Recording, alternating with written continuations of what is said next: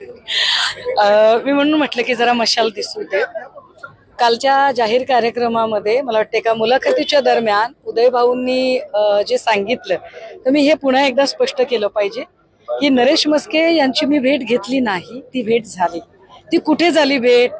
तर दिल्ली संसद भवनला मी माझ्या एका कामासाठी गेल्यानंतर माझ्यासोबत माझ्या पक्षाचे खासदार भाऊसाहेब वाकचौरे असताना मला घ्यायला आलेली गाडी माझ्या पक्षाचे खासदार अरविंदभाई सावंत यांनी पाठवलेली, बाजूला राष्ट्रवादी काँग्रेसचे खासदार भगरे गुरुजी, असं सगळा माहोल असताना आणि विशेष म्हणजे 3 ते 4 वृत्तवाहिन्यांचे पत्रकार समोर असताना आम्ही महाराष्ट्र सदनच्या कॅन्टीन मध्ये चहा घेताना जर माझ्यासोबत कुणी आलेलं असेल आणि त्यांनी जर चहा घेऊ केला असेल तर इतकी तर संस्कृती नक्की आहे आमच्याकडे की ओके चला एक कप ऑफ टी करूया।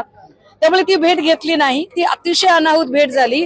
पण एका सहज स्वाभाविक घटनेला उदय भाऊंनी जो राजकीय रंग देण्याचा प्रयत्न केला याचा अर्थ नक्की आहे की उदय भाऊंच्या फार वर्मी घाव लागलेला आहे। म्हणजे याचा अर्थ असा आहे की उदय भाऊ कळवळून गेलेले आहेत। मी कदाचित उदय भाऊंचे उपमुख्यमंत्री होण्याचे मनसुबे उधळलेत का असं मला आता वाटायला लागलेलं आहे। परंतु मला याची खात्रीच आहे की होय, मी पुन्हा एकदा पुनरुच्चार करते की उदय सामंत जी हे एक अख्खा गट भाजपमध्ये मर्ज करण्यासाठी अति उत्साही झालेले आहेत।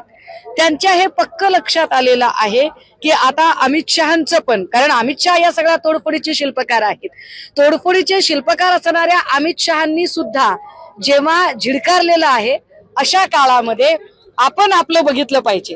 कारण उदय भाऊंची अडचण अशी आहे, उदय भाऊ म्हणाले तिकडे मुलाखतीमध्ये की मला दखलपात्र केलं नाही। उदय भाऊ, तुम्हाला शिंदेंनी दखलपात्र केलं नाही, तुम्हाला सगळ्यात आधी दखलपात्र केलं ते ठाकरेंनी केलं। त्याच्यानंतर तुम्ही राष्ट्रवादीत गेलात आणि मुत्सद्दी राजकारणी म्हणून तुम्ही ओळख करून घेतली।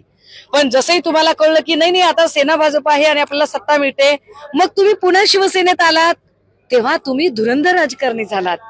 आणि त्याच्यानंतर शिवसेनेतूनही तुम्ही वाया सुरत गुवाहाटी जेव्हा गेलात तेव्हा तुम्ही हे सिद्ध केलं की तुम्ही सत्तेसाठी काहीही करू शकता।